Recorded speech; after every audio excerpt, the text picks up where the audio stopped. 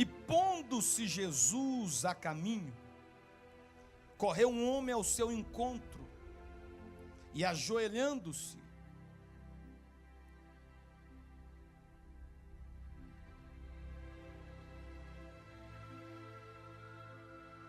vamos começar aqui de novo. E pondo-se Jesus a caminho, correu um homem ao seu encontro, fala comigo, e ajoelhando-se, perguntou-lhe: bom mestre, que farei para herdar a vida eterna? Fala comigo, o que farei para herdar a vida eterna? Respondeu-lhe Jesus: por que me chamas bom? Ninguém é bom, senão um só, que é Deus. Sabe os mandamentos, diga comigo: não matarás, não adulterarás, não furtarás, não dirás falso testemunho, não defraudarás ninguém, honra teu pai e a tua mãe. Entendeu? Você tem que seguir esses mandamentos. Aí ele vai e vira para Jesus e fala assim no verso seguinte: Jesus, eu já tenho guardado tudo isso. Eu já tenho guardado tudo isso Desde a minha juventude. desde a minha juventude. Eu já pratico tudo isso. Eu já pratico tudo isso. Aí Jesus vai dar um apertão nele. Você quer ser salvo? Você quer herdar a vida eterna? Você quer de verdade? Aí Jesus diz. E Jesus, olhando para ele, o amou. Eu quero que essa palavra, Deus encha a minha boca de doçura para ela entrar no teu coração com muito amor.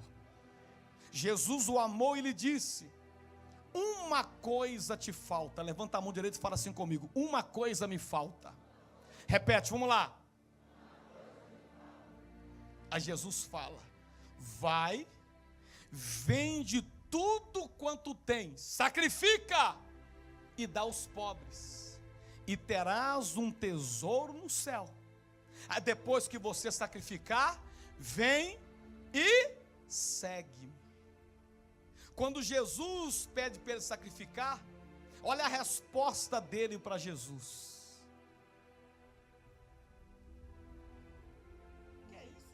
Que isso, Jesus? Não faz isso comigo. Não matar, tudo bem. Não matar, tudo bem. Não adulterar, tudo bem. Não adulterar, tudo bem. Não falar mentira, tudo bem. Não falar mentira, tudo bem. Mas sacrificar, aí não. aí não. Ele ficou triste e foi embora. Desliga o outro microfone, por favor.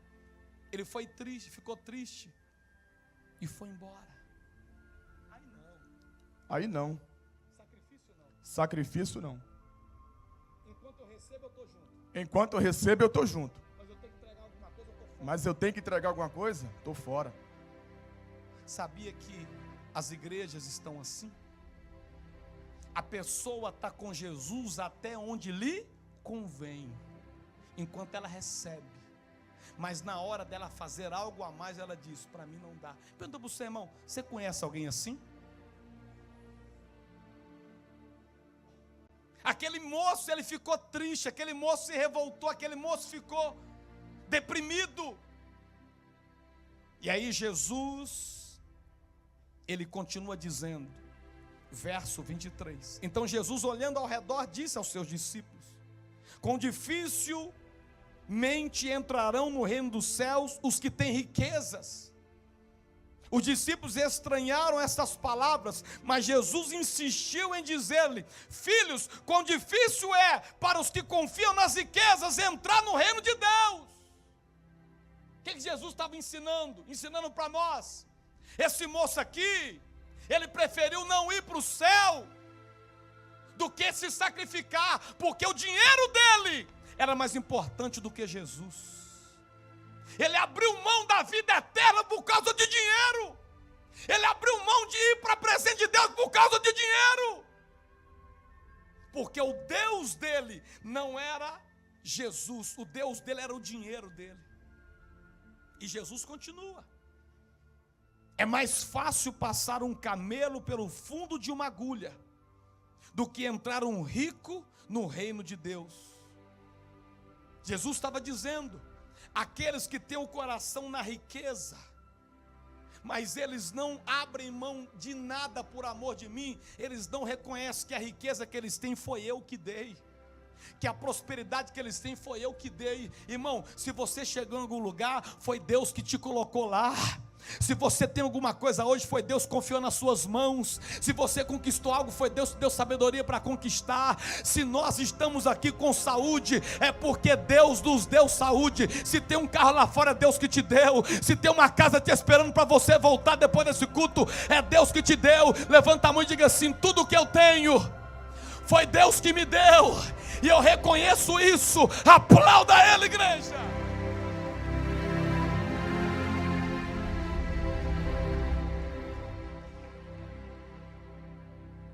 Verso 26, eles ficaram sobremodo maravilhados, dizendo entre si: então quem pode ser salvo? Jesus, porém, fitando, olhando neles, o olhar disse: para os homens é impossível, contudo não para Deus, porque para Deus tudo é possível. Esse homem só faltava uma coisa: abrir mão da riqueza e valorizar Jesus. Quando eu valorizo Jesus em primeiro lugar, Ele pode me prosperar, que eu nunca vou me vender. Mas quando eu valorizo a riqueza em primeiro lugar, eu nunca vou devolver para Jesus. Por isso que tanta gente rouba de Deus, não devolve o dízimo. E se você falar, você tem que ser dizimista, ele fala: eu não vou para a igreja porque ela tem que dar dízimo. O que ele está dizendo? Eu até seguia Jesus, mas se eu tiver que devolver o dízimo, eu não vou, porque o meu dinheiro é o meu Deus. Irmãos, nessa época do ano, milhares e milhares de pessoas ao redor do mundo fazem o projeto de vida para o novo ano. Nesse momento, lá na África do Sul, tem pessoas fazendo o projeto de vida para 2018. Na Europa, tem pessoas fazendo o projeto de vida para 2018. E particularmente nós aqui, você vai trazer o seu projeto de vida dia 10 de dezembro. Eu vou pegar o seu projeto de vida, vou ir com ele para o aeroporto de Confins, dentro de malas. Depois ele vai para São Paulo. De São Paulo, o seu projeto de vida vai entrar num avião e vai sobrevoar 10 horas em cima dos oceanos e vai chegar em Roma. De Roma, o seu projeto de vida, ele vai entrar em outro avião, vai andar mais 4 horas e meia sobre o deserto até chegar em Israel. Chegando em Israel, eu vou pegar o seu projeto de vida, eu vou subir com ele lá no Monte Moriá, onde Deus se manifestou como Jeová Jiré pela primeira vez na vida de Abraão. Vou levar o seu projeto de vida lá para o Monte Carmelo, onde Deus mandou fogo enquanto Elias orava. Eu vou levar o seu projeto de vida lá para o Monte das Bem-aventuranças, onde houve a multiplicação. Eu vou levar o seu projeto de vida no jardim de Getsêmani, onde Jesus chorou lágrimas de sangue. Eu vou levar o seu projeto de vida lá para o Monte Calvário, onde Jesus foi sacrificado. Eu vou levar o seu projeto de vida lá para o Muro das Lamentações, lá para a fonte de Gideão. E em todos esses lugares nós vamos estar orando. Vai sempre uma caravana de irmãos aqui da igreja comigo, e os irmãos estarão orando comigo. Nós estamos orando 3 horas da madrugada, e à meia-noite, alguns irmãos, quem está orando comigo meia-noite ou 3 da madrugada, levanta a mão e dá uma glória a Deus aí. Nós estamos orando 40 dias, hoje completa o 21º dia de oração.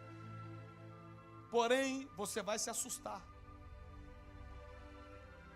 90% das pessoas que fazem o projeto de vida, ela não vê ele se concretizar na vida dela. Sabe por quê? Porque o diabo entra no meio do caminho, provocando briga, contenda, levantando alguém, e aquele projeto ministerial se acaba, aquele projeto familiar se acaba. Sabe por quê? Porque a pessoa, ela não blindou o projeto dela, e aí nasce a maior igreja do mundo. A maior igreja do mundo não é a igreja do Evangelho Quadrangular. Estamos em 30 mil igrejas no Brasil, temos 3 bilhões e meio de membros, mas não é. Não é a Assembleia que tem mais de 6 bilhões de membros, não é. Sabe qual é a maior igreja do mundo? A igreja dos desviados. Pessoas que fizeram como esse homem rico. Pessoas que queriam servir a Deus pela metade, quando o negócio apertou, elas se afastaram. Quando elas viram que não tiveram resposta no tempo delas, elas foram embora, estão no mundo. Pastor, então como é que eu não faço parte desses 90? É só aprender com o próprio Deus. Apocalipse capítulo 13, verso 8. diz a Bíblia, que antes da fundação do mundo, quando Deus tinha um projeto de criar o céu, criar a terra, criar o sol, criar as estrelas, criar tudo que existe, criar os animais, criar as árvores, o que é que Deus fez? Deus sacrifica o cordeiro antes da fundação do mundo, e através do sacrifício ele blinda o projeto dele. Satanás não pôde tocar, Satanás não pôde entrar. Todos os projetos que você tiver, ofereça a Deus uma oferta por aquele projeto. Ofereça a Deus algo por aquele projeto, dizendo: Deus, cerque este meu projeto no nome de Jesus. Não seja avarento, não seja uma pessoa que só pensa em si mesmo, como esse homem aqui pensava. Ele deixou de servir a Cristo, porque Cristo pediu para ele fazer uma oferta. Pastor, mas como é que Deus blindou, como é que Deus fez uma oferta antes da fundação do mundo? Como que é isso? Me explica, como é que ele ofertou algo sendo que não existia nada? Ei, o voto ele fez antes da fundação do mundo, mas ele cumpriu lá no Monte Calvário, entregando Jesus no sacrifício. Quando você faz o voto, Deus já recebeu mesmo antes de você entregá-lo no altar. A Bíblia diz em Filipenses, capítulo 2, verso 7. Vem aqui agora, Jesus, desse lado aqui como um homem, desse lado aqui, por favor. Jesus, ele estava como um homem, porque Jesus tinha duas naturezas. Como homem, ele andava pelos caminhos, como Deus, ele era o caminho. Preste atenção aqui. Jesus, ele tinha quantas naturezas, igreja? Como homem, ele tinha fome. Como Deus, ele é o pão vivo que desceu do céu. Como homem, ele tinha sede. Como Deus, ele é a água viva que sacia a sede. Como homem, ele morre na sexta-feira da paixão. Como Deus, ele ressuscita no domingo de Páscoa. Como homem, ele tinha mãe e não tinha pai. Como Deus, ele não tinha mãe, mas sempre teve um pai que cuidou dele. Então, Jesus com duas naturezas. Aqui em Filipenses a Bíblia diz que Jesus, ele em forma de homem, em forma de... Repara que ele não estava em forma de Deus. Jesus em forma de homem. Se você tem a sua Bíblia, abra, então acompanhe no telão. Mas esvaziou-se de si mesmo, tornando a forma de servo, tornando semelhante aos homens. Aqui ele estava como um homem, esvaziou de si para ser obediente a Deus. Verso seguinte: e achando na forma de homem, humilhou-se a si mesmo, tornando-se obediente até a morte de cruz. O que fez Jesus ir à cruz do Calvário? Alguém pôs um revólver na cabeça dele e falou: você tem que ir, Jesus, senão você morre. Foi isso, igreja? Não, fala comigo: obediência. Repete, vamos lá. A obediência fez com que Jesus fosse até a cruz do Calvário. Ninguém pôs um revólver na cabeça dele, ninguém ameaçou ele. Sabe por quê, querido? Quando eu obedeço, eu me torno junto de Deus, e eu não tenho dificuldade de fazer o que Deus manda eu fazer. Só que quando ele obedece, quando ele se humilha, quando ele vai até o altar do sacrifício, olha o resultado, verso 9: pelo que também Deus o exaltou, soberanamente lhe deu um nome, que é sobre todos os nomes. Até então Jesus, alguns até perguntavam: quem será que ele é? Será que ele é Elias? Será que é um profeta? Uma vez Jesus perguntou: e vocês, discípulos, quem vocês dizem que eu sou? Porque ele era considerado alguém normal na linha dos demais. Jesus perguntou: quem vocês acham que eu sou? Mas após ele ir no altar, após ele sacrificar por amor a Deus, Deus o exaltou e lhe deu um nome que é sobre todos os nomes. Quem entendeu da glória? Quando eu me disponho a obedecer à voz do meu Deus, o próprio Deus se incumbe de me exaltar. Levanta a mão, quero profetizar: Jeová vai te exaltar se você for obediente à voz dele. Quem recebe da glória? O que mais que ele faz? Verso seguinte: para que ao nome de Jesus se dobre todo o joelho dos que estão, diga comigo, no céu, na terra e debaixo da terra. Olha que coisa. No céu, quando eu estou disposto a obedecer a voz do Senhor, meu Deus, o que está no céu me alcança, que são as 8.000 promessas. As promessas de Deus vão te alcançar, você não corre atrás delas, elas que correm atrás de você. Na terra é o que, pastor? A Bíblia diz que Deus falou: se Abraão, que os seus olhos vê, eu vou te dar. O que você vê, o projeto que Deus colocar no teu coração, você vai conquistá-lo. Debaixo da terra são os tesouros escondidos, aquilo que nem os olhos viram, nem ouvidos ouviram, coisas novas. Deus vai te surpreender com coisas novas, meu irmão. E tudo isso aconteceu quando Jesus decidiu passar pela experiência. Para encerrar, abra a tua Bíblia comigo em Ageu, livro do profeta Ageu, capítulo 1. A Bíblia fala que a nação de Israel estava passando por um momento, antes de Malaquias, antes de Zacarias, aí vem Ageu. Capítulo 1, versículo de número... Vamos para esse objetivo, verso 6.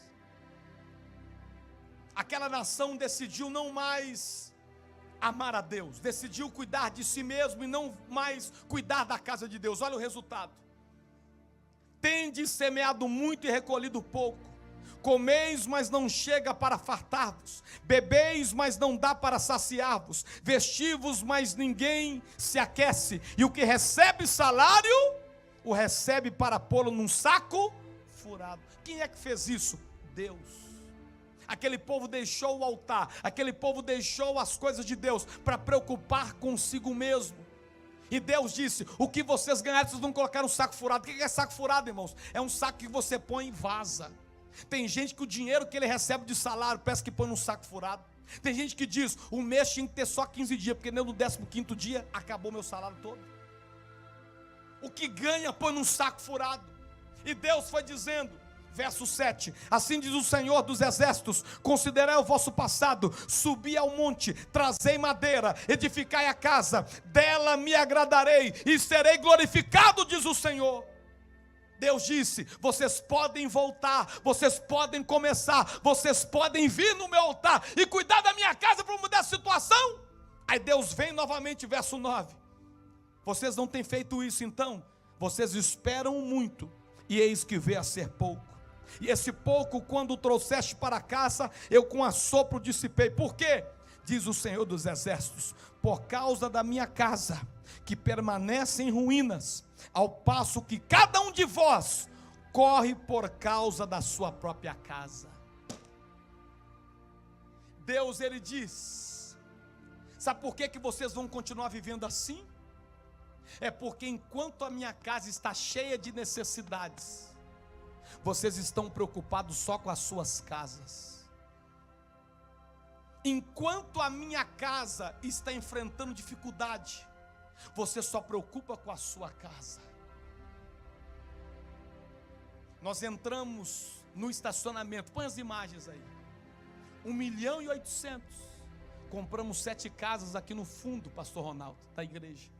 Derrubamos as casas e começamos agora esta obra.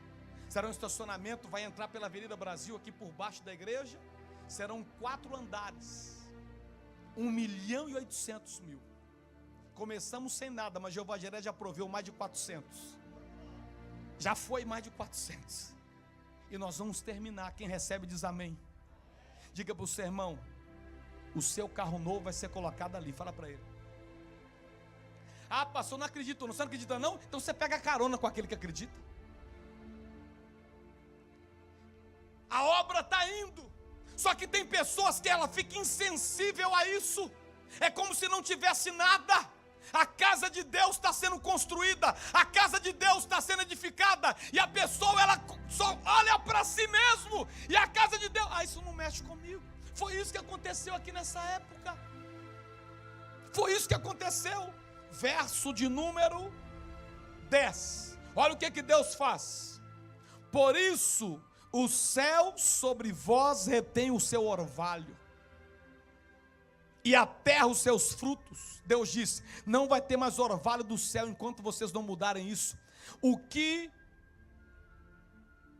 as árvores plantadas, a terra não vai dar mais fruto enquanto vocês não mudarem isso. Verso 11: fiz vir a seca, Deus que fez, sobre a terra, e sobre os montes, sobre o cereal, sobre o vinho, sobre o azeite, e sobre o que a terra produz, como também sobre os homens, sobre os animais, e sobre todo o trabalho das suas mãos.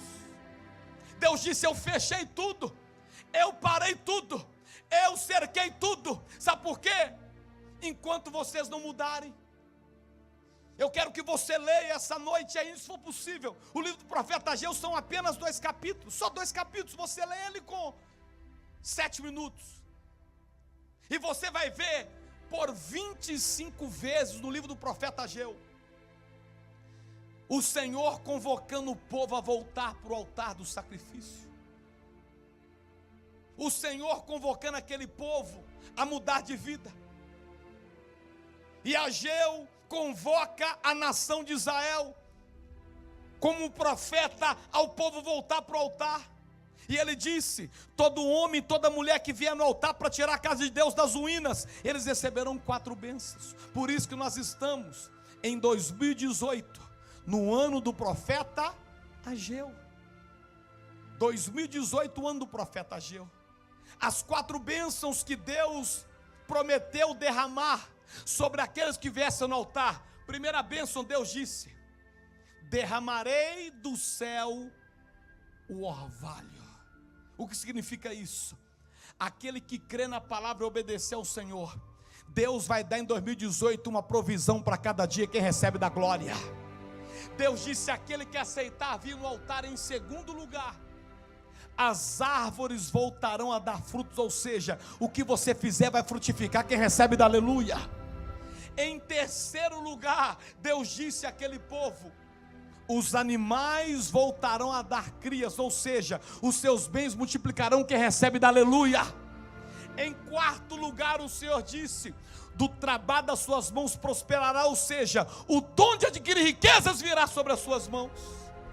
E quando o povo volta, a Bíblia diz, Ageu capítulo 2, versículo 9: e a glória desta última casa será maior do que a da primeira, diz o Senhor dos exércitos. Em outras palavras, a área que vocês mais sofreram, porque não tinha mais orvalho, eu vou derramar em porção dobrada. Não tinha mais fruto, eu vou dar em porção dobrada. Os animais não davam mais crias, eles darão em porção dobrada. E o trabalho das suas mãos não prosperava, agora vai prosperar em porção dobrada. Eu quero profetizar, querido, a área que você mais sofreu em 2017 vai ser a área que Deus vai te dar mais alegria em 2018. Alguém recebe essa palavra? Se recebe, aplauda o Senhor, por favor. Eu não estou brincando de evangelho, eu estou